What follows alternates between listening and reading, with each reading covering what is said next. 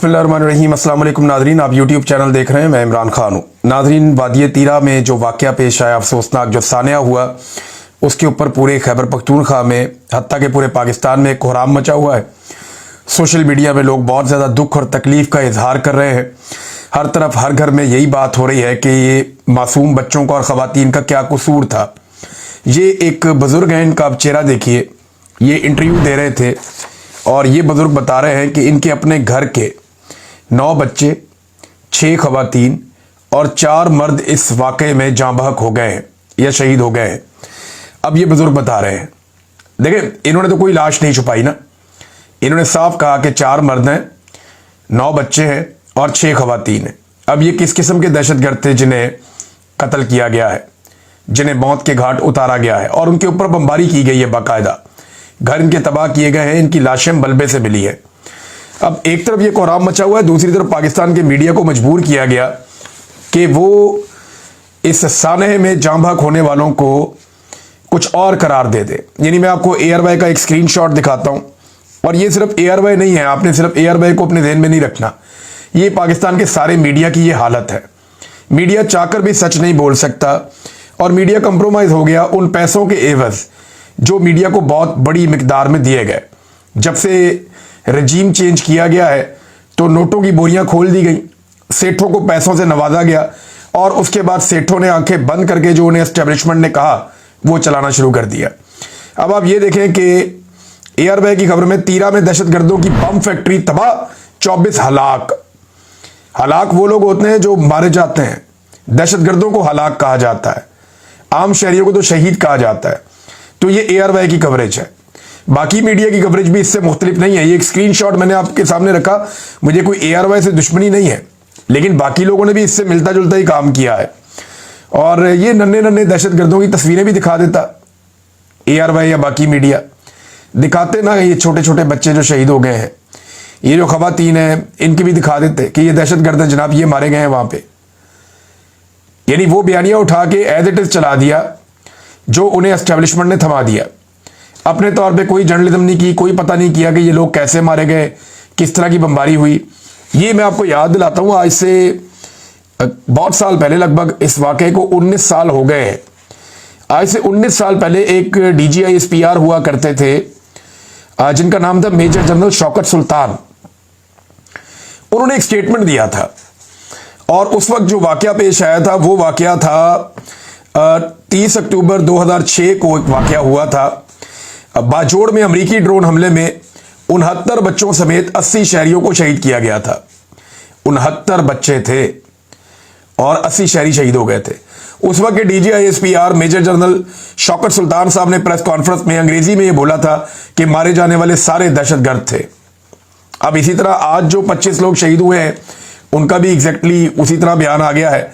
ये बयान अभी भी सोशल मीडिया के ऊपर मौजूद है, आप निकाल कर सुन सकते हैं जो उस वक्त मेजर जनरल साहब ने कहा था। ये देखें आप।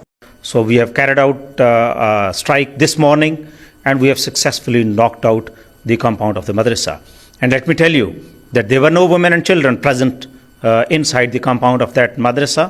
The madrasa was being used by the miscreants for the militant training activity, and there are no other civilian houses within 100 meters radius of that madrasa. So there is no collateral damage whatsoever. अच्छा, उस दौर में जो है वो तो ये बात कर दी गई और मीडिया ने यही चला दी, लेकिन बाद में पता चला कि ये तो अमरीकी हमला था और इसके नतीजे में इस तरह से शहादतें हुई हैं और वहाँ जो बच्चे हैं बहुत बड़ी तादाद में थे। इसी तरह से अब भी एक स्टेटमेंट दे दिया गया, मीडिया पे चलाया जा रहा है। अब वो काम जो है वो मीडिया खुद कर देता है और सोर्सेज से करके भी चला देते हैं। यानी पूरा एक ऑपरेशन का एक माहौल बना हुआ है खैबर पख्तूनख्वा में, लेकिन वहाँ की हुकूमत मानती नहीं है। अब मीडिया, ये याद हमने रखना है हमेशा कि पाकिस्तान का मीडिया निहत्ते पाकिस्तानियों का जब खून बह रहा था, जब मासूम बच्चे और ख़वातीन शहीद हो रही थी, तो वो इस पे बोलने की जरूरत नहीं कर रहा था, इस पे आवाज़ नहीं उठा रहा था। पाकिस्तान का जो वज़ीर दिफा है वो रोज़ाना की बुनियाद पर फ़लस्तीनी बच्चों की तस्वीरें लगाता है और उसके ऊपर बड़े जज्बाती जुमले लिखता है। हालांकि वो फ़ौज का सरबराह है, वो चाहे तो वो ये कह सकता है और फ़लस्तीन के मामले के अंदर वो कह सकता है कि फ़ौजी ताकत भी हम इस्तेमाल करेंगे, लेकिन वो ये नहीं करता। वो हमेशा मुसलमान मुल्कों को या अरब ममालिक को ताने देता है اور وہ یہ کہتا ہے کہ یہ بچوں کی لگ جائے گی، بچوں کی بدوائیں لگ جائیں گی. تو اب تو سعودی عرب کے ساتھ دفاعی معاہدہ بھی ہو گیا نا. لیکن وہ فلسطینی بچوں کی تصویریں لگاتا ہے اپنے سوشل میڈیا کی ریچ کو بڑھانے کے لیے. لیکن آج جو پاکستانی بچوں کی تصویریں ہیں وہ اس وزیر دفاع نے نہیں لگائیں. خیبر پختونخوا کا جو گورنمنٹ ہے اس کا موقف تو پہلے سامنے آ ہی نہیں رہا تھا. بہت انتظار کرنا پڑا. بڑا لمبا انتظار کرنے کے بعد بالآخر جو ہے وہ علی امین گنڈا پور صاحب کا سٹیٹمنٹ ایک جاری کیا گیا خیبر پختونخوا حکومت کی جانب سے. گنڈا پور صاحب کی جو ویڈیو آئی ہے اس میں آڈیو نہیں ہے، ورنہ نارملی وہ ایک بیان جاری کر دیتے ہوتے ہیں، لیکن اس پہ کوئی اس طرح کا بیان نہیں آیا. پاکستان تحریک انصاف کا موقف آپ پہلے دیکھ لیجئے، پھر میں آپ کو بتاتا ہوں کہ یہ چل کیا رہا ہے، خیبر پختونخوا کی حکومت کیا کہہ رہی ہے، وفاق کیا کہہ رہا ہے، اور سیکورٹی ذرائع اب فوج کیا کہہ رہی ہے. یہ سارا میں آپ کے سامنے رکھتا ہوں. شیخ وقاص اکرم نے تحریک انصاف کا رد عمل دیا. وہ کہتے ہیں کل رات وادی تیرا کے افسوسناک واقعے میں جس کے نتیجے میں کئی گھر مکمل طور پر تباہ ہو گئے، متعدد قیمتی جانوں کا ضیاع ہوا جن میں معصوم بچے بھی شامل ہیں، اس واقعے پہ پاکستان تحریک انصاف شدید دکھ اور افسوس کا اظہار کرتی ہے. ہم شہداء کے خاندانوں کے غم میں برابر کے شریک ہیں. اب فوج یہ کہہ رہی ہے کہ یہ شہداء نہیں ہے، یہ ہلاک ہوئے ہیں، اور میڈیا بھی یہی چلا رہا ہے. اور وہ یہ کہہ رہے ہیں کہ جی فیکٹری میں بم پھٹ گیا، کوئی بم والی فیکٹری تھی اور اس کے بعد وہاں پہ دہشت گرد مارے گئے. اب پی ٹی آئی کہہ رہی ہے کہ ہمیں بہت افسوس ہے، دکھ ہے، شہداء کے خاندانوں کے غم میں برابر کے شریک ہیں. ہم شہداء کے بلند درجات کے لیے دعا گو ہیں اور زخمیوں کی جلد صحت یابی کے لیے اللہ تعالیٰ سے دعا کرتے ہیں. عمران خان کی پالیسی واضح ہے کہ اس قسم کے اقدامات نہ صرف امن و امان کو شدید نقصان پہنچاتے ہیں بلکہ ان کا مقصد پاکستان تحریک انصاف کی حکومت اور عوامی مینڈیٹ کے خلاف سازش کے علاوہ کچھ نہیں ہے. تحریک انصاف کی خیبر پختونخوا حکومت نے شہداء کے لواحقین کے لیے فی کس 1 کروڑ روپے معاوضے کا اعلان بھی کیا ہے. 1 کروڑ روپے کا معاوضہ بھی انہوں نے جاری کر دیا اور یہ واضح کیا کہ اب دہشت گردوں کے مرنے پہ 1 کروڑ روپیہ صوبائی حکومت کیوں دے رہی ہے. اگر تو یہ دہشت گرد مارے گئے ہیں تو صوبائی حکومت 1 کروڑ روپیہ ہر مرنے والے کے لواحقین کو کیوں دے رہی ہے. یہ ایک بڑا سوال ہے نا. وہ بزرگ ہیں، ان کے خاندان کے 19 افراد اس واقعے میں جاں بحق ہو گئے ہیں. اب انہیں 19 کروڑ روپیہ دیا جائے گا، وہ اس 19 کروڑ کا کیا کریں گے؟ 9 بچے ان کے شہید ہو گئے، 6 خواتین ان کی شہید ہو گئی، 4 ان کے گھر کے مرد شہید ہو گئے، پورا خاندان تباہ ہو گیا جو سوشل میڈیا پہ آ رہا ہے، ان کی ویڈیو بھی آ رہی ہے. تو وہ 19 کروڑ روپے کا کیا کریں گے؟ اب کہاں لے کر جائیں گے؟ زندگی کا ان کا آخری ٹائم چل رہا ہے، خود بھی وہ بہت بزرگ ہیں. تو اس پہ انہوں نے کہا جی کہ یہ وعدے کیا ہے کہ دہشت گردوں کے خلاف کارروائیوں کے نتیجے میں عام شہریوں کی شہادت کسی صورت قابل قبول نہیں. یہ امپورٹنٹ جملہ ہے، دہشت گردوں کے خلاف کارروائیوں کے نتیجے میں. یعنی یہ انہوں نے کنفرم کیا کہ یہ دہشت گردوں کے خلاف کارروائی کی گئی ہے، اور یہ کارروائی دہشت گردوں کے خلاف کون کرتا ہے؟ سیکورٹی فورسز کرتی ہیں. تو اس کا مطلب ہے کہ یہ جو بمباری ہوئی ہے یہ ہماری سیکورٹی فورسز نے دہشت گردوں کے خلاف کارروائی میں کی ہے، اور اس کے نتیجے میں شہادتیں کسی صورت قابل قبول نہیں ہیں عام شہریوں کی. اب اس کو یہ نام دے رہے ہیں کولیٹرل ڈیمیج کا. تو اپنے ملک میں کولیٹرل ڈیمیج نہیں ہوتا یہ ہے کہ سیکورٹی فورسز کی یہ ذمہ داری ہوتی ہے کہ جتنا مرضی نقصان ہو جائے ایک عام آدمی کی جان نہیں جانی چاہیے، اور اس کے لیے سیکورٹی فورسز اپنی قربانیاں پیش کرتے ہیں کیونکہ وہ اسی کام کے لیے بھرتی ہوئے ہیں. یہ دشمن کے ملک میں جا کے کیا جاتا ہے کہ ہمارا ایک بھی بندہ نہ مرے، اور ہم جتنے مرضی دہشت گرد مارے یا دشمن مارے، اگر وہاں کولیٹرل ڈیمیج ہوتا بھی ہے تو خیر ہے، ہمارے کون سے ملک کے لوگ ہیں. لیکن جب آپ اپنے ملک میں کوئی آپریشن کرتے ہیں تو آپ کی پوری کوشش یہ ہوتی ہے کہ جتنا مرضی سرکار کا نقصان ہو جائے، ہم نے ایک بھی سویلین کو جاں بحق نہیں ہونے دینا. اور یہاں تو لگ بھگ 2 درجن سویلین جو ہیں وہ جاں بحق ہو گئے ہیں، اور ایک ہی واقعے میں ہو گئے ہیں. تو اس کے بعد انہوں نے کہا جی کہ باجوڑ کے طرز پہ ہم قیام امن کے لیے جامع اقدامات کریں گے، اور عوام کا اعتماد بحال کرنا تحریک انصاف صوبائی حکومت کی اولین ترجیح ہے. ہر حال میں امن و امان کے جان و مال کے تحفظ اور آئین اور قانون کی بالادستی کے ساتھ ہم کھڑے ہیں. اس مقصد کے لیے اپنی جدوجہد جاری رکھیں گے. اچھا، اس میں چند سوالات ہیں. ایک تو انہوں نے پاکستان تحریک انصاف نے بالکل یہ نہیں بتایا کہ یہ کس نے کیا، بالکل یہ نہیں بتایا کہ یہ کیسے ہوا، بالکل یہ بھی نہیں بتایا کہ اس کے اوپر کوئی تحقیقات کی جا رہی ہیں، بالکل یہ بھی نہیں بتایا کہ کس قسم کی قانونی کارروائی ہوگی، بالکل یہ بھی نہیں بتایا کہ اس کے لیے ذمہ دار کون ہے. بس یہ بتایا کہ جناب ہمیں بہت برا لگا، یہ لوگ شہید ہو گئے ہیں، ہم ان کو 1 کروڑ روپیہ فی کس دے رہے ہیں. اور ایک بات کلیئر کی کہ یہ ہمارا سیکورٹی فورسز نہیں ہے. یہ بات انہوں نے کلیئر کر دی.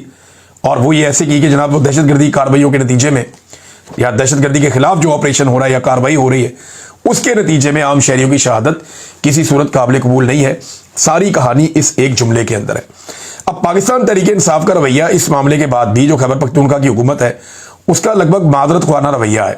عمران خان صاحب کی پالیسی اس سے مختلف تھی اور مراد سعید صاحب نے اب بڑا کھل کر سٹیٹمنٹ دیا ہے. ہمیشہ مراد سعید کی جانب سے مجھے لگتا ہے یہ کوشش کی گئی کہ خیبر پختونخوا کی حکومت کو وہ کسی بھی صورت ہیڈ آن نہ لیں, لیکن اس مرتبہ مراد سعید نے بڑے سخت بیانات دیے ہیں. انہوں نے کہا جی کہ اگر آپ نے ملٹری آپریشن کی اجازت نہیں دی تو کھل کر آئیں اور بتائیں, بلکہ عملی اقدامات کریں. ایکشن ان ایڈ سول پار یہ ایک قانون ہے جس کے تحت فوج خیبر پختونخوا کے اندر آپریشنز کرتی ہے, اور یہ جو قانون ہے یہ خیبر پختونخوا سے پاس ہوا ہے.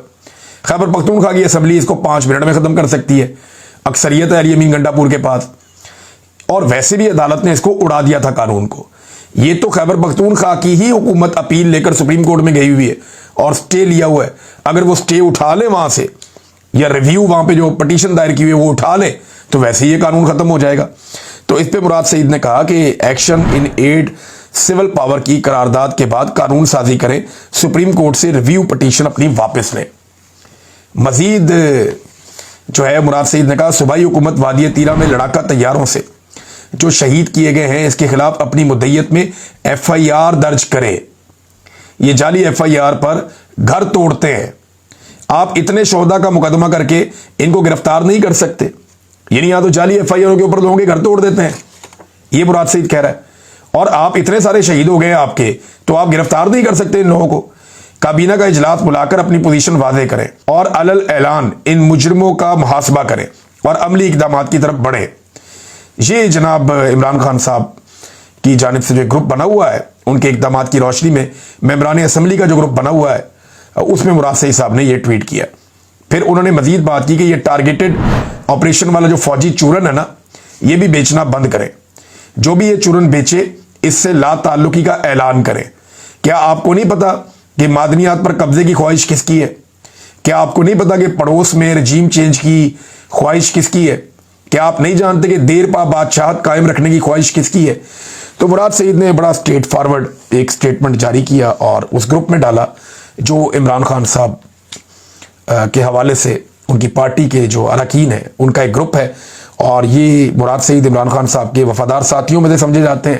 اب ان کی بھی بس ہو گئی ہے, کیونکہ پہلے ڈرون حملے ہوتے تھے, اب تو باقاعدہ جٹ طیاروں سے حملے ہو گئے ہیں. اور مراد سعید کا یہ ماننا ہے کہ یہ ٹارگیٹڈ آپریشن والا چورن نہ بیچیں. یہ خیبر پختونخوا میں باقاعدہ آپریشن ہو رہا ہے اور حالات خراب کیے جا رہے ہیں. یہ بندے کیسے یہاں پہ لائے گئے اور کون لے کر آیا یہ بھی سب کو پتا ہے کہ دہشت گرد کیسے آئے. آج بچہ سارے حقائق جانتا ہے. تو یہ جناب مراد سعید صاحب نے اسٹیٹ اوے ساری باتیں کہہ دی. اب ناظرین پاکستان تحریک انصاف کا سٹیٹمنٹ بھی میں نے آپ کو بتایا, مراد سعید کا سٹیٹمنٹ بھی آپ کو میں نے بتایا. عمران خان اس کے بارے میں کیا کہتے ہیں وہ وقتاً فوقتاً ہم آپ کے سامنے رکھتے رہتے ہیں. لیکن اگر یہ دہشت گرد ہیں تو انہیں صوبائی حکومت امداد کیوں دے رہی ہے؟ اچھا باقی جو جماعتیں ہیں نا وہ عجیب طریقے سے خاموش ہیں, وہ حساب کتاب لگا رہے ہیں کہ اس کے اوپر کچھ کہنا بھی ہے یا نہیں کہنا. یعنی گنڈا پور صاحب 20 گھنٹے تک تو بالکل خاموش رہے اس واقعے کے بعد. پھر جب کور کمانڈر ہاؤس کی جانب احتجاج کی کال آئی اور بڑا سیاسی اتحاد بھی اس کے اندر شامل ہو گیا مقامی قیادت کے علاوہ, تو پھر گنڈا پور صاحب ہوش میں آئے. انہوں نے اس کی مذمت کی اور لوائقین کے لیے 1 کروڑ کے معاوضے کا اعلان کر دیا. اب عمران خان صاحب کا سٹیٹمنٹ ہے وہ میں آپ کو پڑھ کے سناتا ہوں. اس کے بعد ڈونلڈ ٹرمپ کے حوالے سے اور امریکہ میں اقوام متحدہ کے حوالے سے کوئی ڈیولپمنٹ ہے وہ آپ کے سامنے رکھوں گا. عمران خان صاحب کہتے ہیں کہ توشہ خانہ 2 کا جھوٹا کیس مکمل طور پر زمین بوس ہو چکا ہے, کیونکہ یہ کیس جس شخص کے بیان کی بنیاد پر کھڑا کیا گیا تھا وہ گواہ ہی عدالت میں جھوٹا ثابت ہو چکا. اس کیس کو مزید کھینچنے کا جواز نہیں بنتا, کیونکہ پروسیکیوشن کی جانب سے پیش کیے گئے گواہ بریگیڈیئر احمد اور کرنل ریحان نے بھی یہ بیان دیا ہے کہ توشہ خانہ سے لیے گئے تحفوں کے کاغذات مکمل تھے. لیکن تمام ثبوتوں اور سرکاری گواہوں کے جھوٹے ثابت ہونے کے باوجود کیس کی سماعت جاری ہے. اگر سیاسی انتقام ہی مقصد ہے تو اس جھوٹے کیس میں بھی میری اور بشرا بی بی کی بریت اسی ہفتے ہو جانی چاہیے اگر انتقام نہ لینا ہو تو. جمعرات کو القادر کیس کی بھی بلاخر تاریخ دے دی گئی ہے. مجھے اب بھی امید ہے کہ عدالت میرٹ اور قانون کو سامنے رکھتے ہوئے ان مقدمات میں انصاف دے گی اور اس جھوٹے کیس میں رہائی ہو جائے گی۔ محسن نقوی نے کرکٹ اور عاصم منیر نے پاکستان کا ایک جیسا حال کر دیا ہے۔ پاکستان میں ہر ادارہ اس وقت تباہی کا شکار ہے۔ کرکٹ واحد کھیل ہے جو پوری قوم شوق سے دیکھتی ہے۔ کرکٹ کو بھی جب سے منظور نظر محسن نقوی کے حوالے کیا گیا ہے، تباہی ہی تباہی ہے۔ پاکستانی ٹیم نے 2021 میں بھارت کو 10 وکٹوں سے شکست دی تھی اور تب ایک بااعتماد ٹیم تھی۔ ان کے پاس میچ جیتنے کا ایک واحد طریقہ یہ ہے کہ عاصم منیر اور محسن نقوی کو اوپننگ بیٹسمین کے طور پر بھیجا جائے اور سکندر سلطان راجہ، قاضی فائد عیسیٰ کو امپائرنگ دی جائے اور ڈوگر کو تھرڈ امپائر بنا دیا جائے، کیونکہ موجودہ سیٹ اپ کو جیتنے کا یہی ایک طریقہ معلوم ہے کہ یہی ایک طریقہ سے جیت سکتے ہیں۔ عاصم منیر کو سوچنا چاہیے کہ اپنے ناجائز اقتدار کو طول دینے کے لیے اس نے کیا کچھ کیا ہے۔ سب سے پہلے جمہوریت ختم کی، 9 مئی کا فالس فلیگ کر کے ملک کی سب سے بڑی سیاسی جماعت کو کچلا۔ پھر 8 فروری کو انتخابات میں عوام نے جو مجھے 2/3 اکثریت دی، اسے چھین کر اقتدار ان چوروں کے حوالے کر دیا جنہوں نے عوام کا پیسہ لوٹنے کے سوا کوئی دوسرا کام نہیں کیا۔ باوجود ڈکٹیٹرشپ مشرف کو اگر کوئی عوامی حمایت حاصل تھی تو اس کی 2 وجوہات تھیں۔ ایک، اس نے میڈیا کو آزاد کیا تھا۔ 2، وہ ملک کے 2 کرپٹ ترین خاندانوں یعنی شریف اور زرداری خاندان کا احتساب کر رہا تھا۔ اب اسی سزا یافتہ کرپٹ مافیا کو دوبارہ ملک پر مسلط کر کے ملک کو کئی دہائیوں پیچھے دھکیل دیا گیا ہے۔ دوسرا، 26ویں ترمیم کے ذریعے عدلیہ کی خود مختاری سلب کر کے اسے ایک سرکاری ادارے میں تبدیل کر دیا گیا ہے۔ اس کے باوجود وہ ججز قابل تحسین ہیں جو آج بھی قانون کی حکمرانی اور آئین کی بالادستی کے ساتھ کھڑے ہیں۔ یہ ججز پوری قوم کے ہیروز ہیں اور پوری قوم ان کے پیچھے کھڑی ہے، جنہوں نے ان کٹھن ترین حالات میں بھی حق کا علم اٹھایا ہے۔ دوسری جانب وہ ججز جو عاصم لا کے سامنے جھکے ہوئے ہیں، انہیں نہ تو تاریخ اور نہ ہی یہ قوم کبھی معاف کرے گی۔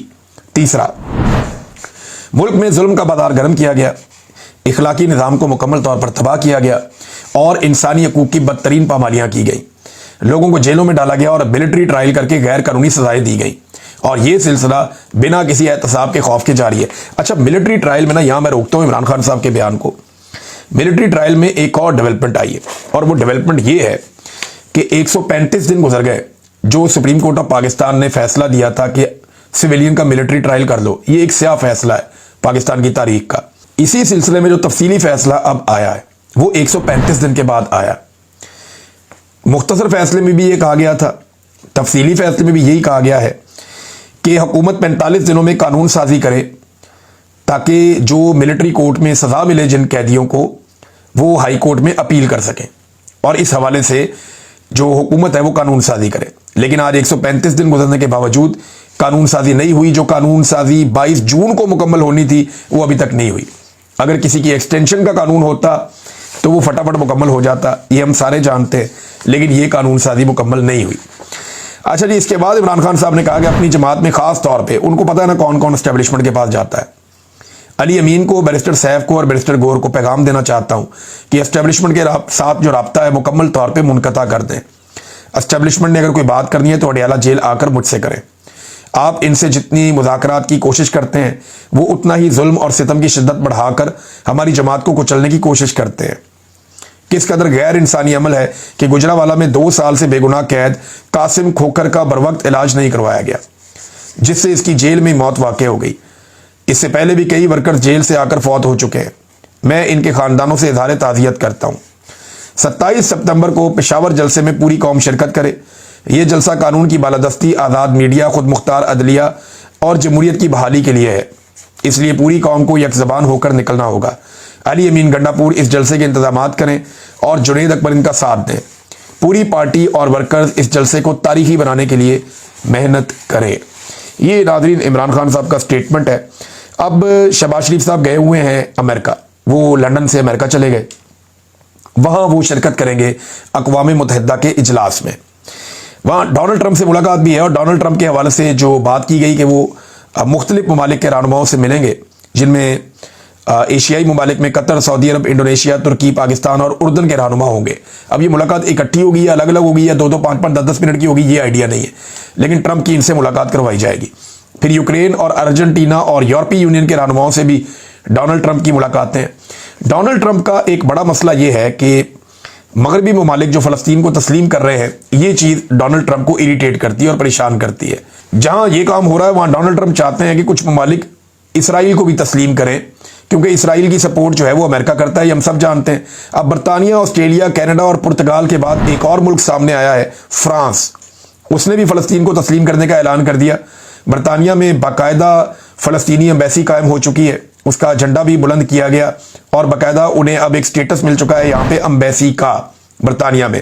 تو یہ ایک بڑی خبر ہے۔ آسٹریلیا اور کینیڈا اور پرتگال اور فرانس میں بھی یہ ہونے جا رہا ہے۔ دیگر مغربی ممالک بھی ایسا ارادہ رکھتے ہیں۔ اب ڈونلڈ ٹرمپ کی کوشش ہوگی کہ کچھ اور ملک اسرائیل کو تسلیم کر لیں اور وہاں کوئی گنجائش پیدا ہو جائے۔